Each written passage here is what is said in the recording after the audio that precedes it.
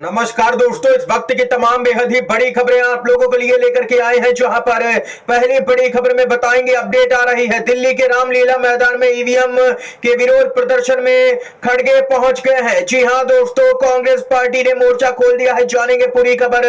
और वहीं यहां पर अब आरएसएस और बीजेपी महाराष्ट्र में आमने सामने आ गए हैं। एक बार फिर से इसको लेकर के ताजा अपडेट आ रही है। एकनाथ शिंदे ने बीजेपी की मुश्किलें बढ़ा दी हैं। एकनाथ शिंदे और अजित पवार मिलकर के बड़ा खेल करने की तैयारी में बीजेपी के साथ एक एक करके दोस्तों चलेंगे। हर जरूरी खबर आप तक पहुंचाएंगे, खबरों में बने रहिएगा। दोस्तों, मुख्य समाचारों की तरफ बढ़ेंगे उससे पहले आप लोगों से छोटी सी रिक्वेस्ट है कि अगर आप लोग भी यही मानते हैं कि कांग्रेस पार्टी जो देशव्यापी विरोध प्रदर्शन कर रही है, उसमें यहां पर ईवीएम के विरोध में उसको प्रदर्शन में जनता का जबरदस्त समर्थन मिलेगा और आप लोग भी कांग्रेस पार्टी के साथ में है, तो वीडियो को लाइक कीजिएगा और कमेंट बॉक्स में #वी सपोर्ट कांग्रेस पार्टी जरूर ही कमेंट कीजिएगा। बड़ी अपडेट आ रही है, दिल्ली के रामलीला मैदान में आज ईवीएम हटाओ आंदोलन। जी हां दोस्तों, बताते चले, अपडेट आ रही है कि रामलीला मैदान में कांग्रेस के अध्यक्ष मल्लिकार्जुन खड़गे पहुंच गए हैं और ईवीएम हटाओ रैली को संबोधित करेंगे और जबरदस्त तरीके से बैलेट पेपर से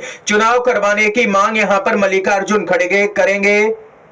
दोस्तों, जानकारी के लिए बताते चले कि संविधान बचाने, वक्फ बोर्ड कानूनों में हस्तक्षेप रोकने, आरक्षण की सीमा 50% से बढ़ाने, जाति जनगणना और ईवीएम हटाने व बैलेट पेपर से चुनाव हेतु आज यहां पर 1 दिसंबर को दिल्ली के रामलीला मैदान में महारैली बुलाई गई, जिसमें देश भर से हजारों की संख्या में लोग यहां पर जुट भी चुके हैं और रैली में यहां पर मल्लिकार्जुन खड़गे पहुंच रहे हैं। यानी कि इस रैली को कांग्रेस पार्टी का खुला समर्थन अब मिल चुका है। अब कांग्रेस पार्टी फ्रंट फुट पर खेलने लगी है।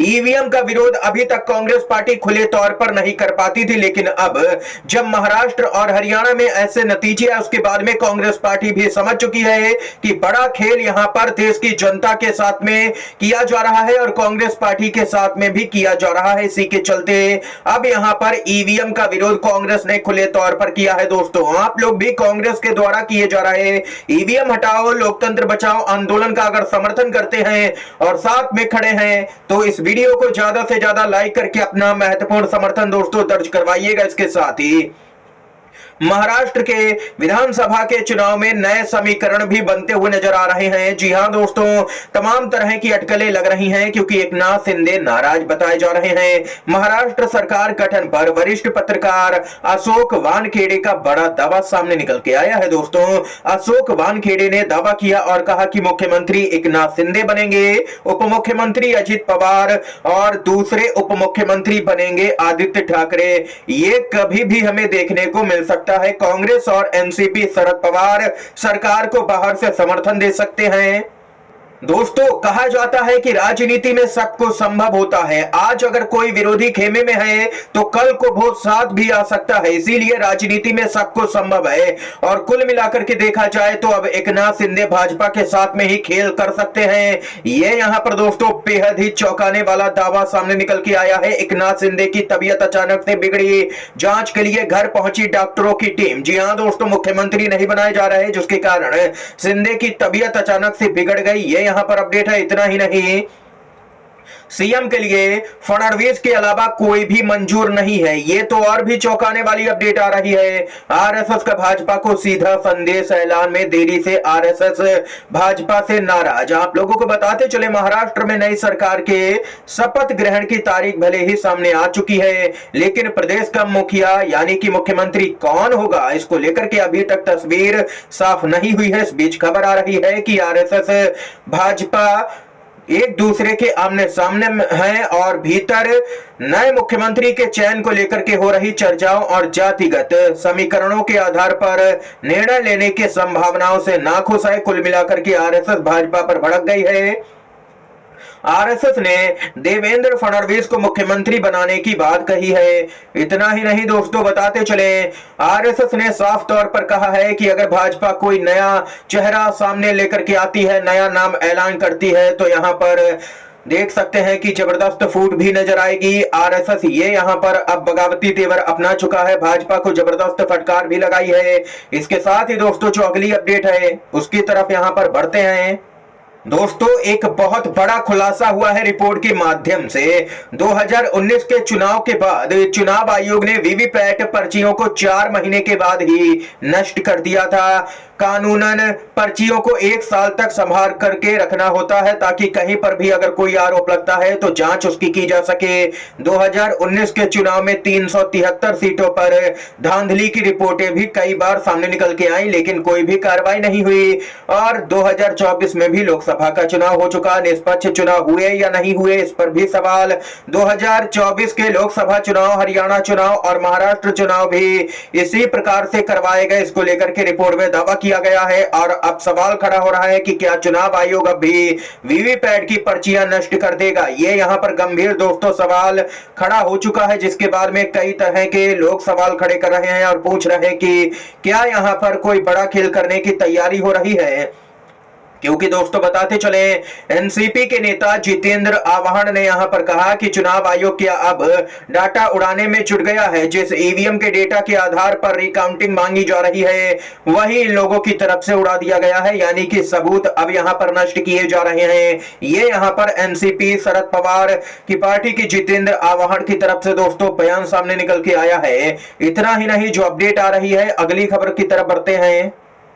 पूर्व सीजीआई डीवाई चंद्रचूड़ पर जबरदस्त तरीके से भड़क गई है कांग्रेस पार्टी। पूर्व सीजीआई की टिप्पणियों ने खोला भानुमति का पिटारा, डीवाई चंद्रचूड़ पर अब खुल करके हमलावर है कांग्रेस पार्टी। जी हां दोस्तों, कांग्रेस के महासचिव जयराम रमेश ने बयान देते हुए कहा है कि पूर्व प्रधान न्यायाधीश डीवाई चंद्रचूड़ की उपासना स्थल कानून से जुड़ी टिप्पणियों के कारण भानुमति का पिटारा, कभी ना खत्म होने वाली परेशानी खुल गई है। उन्होंने यह दावा किया है कि ज्ञानवापी मामले की सुनवाई के दौरान मई 2022 में चंद्रचूड़ ने उपासना स्थल अधिनियम के संदर्भ में कहा था कि यह कानून किसी को 15 अगस्त 1947 के बाद किसी संरचना के धार्मिक चरित्र को बदलने से रोकता नहीं है। इसके चलते इस मुद्दे को लेकर के हाल के दिनों में गहमागहमी बढ़ गई है।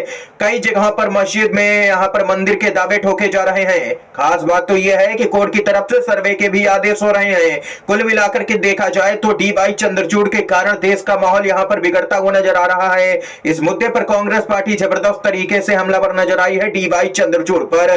और इससे पहले दोस्तों all India Muslim personal law board ने भी डीवाई चंद्रचूड़ को निशाने पर लिया और देश के अंदर और जो संभल में हुआ उसके लिए सीधे तौर पर चंद्रचूड़ को ही जिम्मेदार ठहराया है। दोस्तों ये यहाँ पर अपडेट आई है, आप लोगों की क्या कुछ राय है, आप लोग डीवाई चंद्रचूड़ को लेकर के क्या कुछ कहना चाहते हैं, कमेंट बॉक्स में कमेंट कीजिएगा। दोस्तों इस समय की ये यहाँ पर अपडेट थी। इसके साथ ही जो खबर आ रही है आप लोगों को बताते चले, उद्धव ठाकरे ईवीएम के विरोध प्रदर्शन में शामिल हुए हैं। जी हाँ दोस्तों, बताते चले कि उद्धव ठाकरे और संजय राउत ने 90 वर्षीय डॉक्टर बाबा अहमद से मुलाकात की, जो ईवीएम धोखाधड़ी के खिलाफ में लगातार प्रदर्शन कर रहे हैं।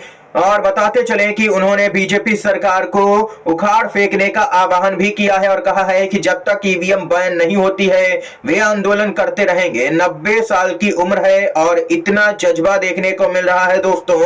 और इसी प्रदर्शन में उद्धव ठाकरे, संजय राउत भी शामिल हुए हैं और जोरदार तरीके से ईवीएम हटाओ, यहाँ पर देश बचाओ, इस आंदोलन का समर्थन भी किया है। यानी कि अब दिल्ली हो या मुंबई, हर जगह पर प्रदर्शन हो रहा है दोस्तों। ये यहाँ पर इस समय की तमाम बड़ी खबरें दोस्तों, मुख्य समाचार थे जो हमने आप तक पहुंचाए। दोस्तों वीडियो अगर आप लोगों को पसंद आया हो तो लाइक कीजिएगा, इन खबरों को शेयर कीजिएगा अपने दोस्तों में। आप सभी का वीडियो देखने के लिए बहुत बहुत धन्यवाद। जय हिंद, जय भारत।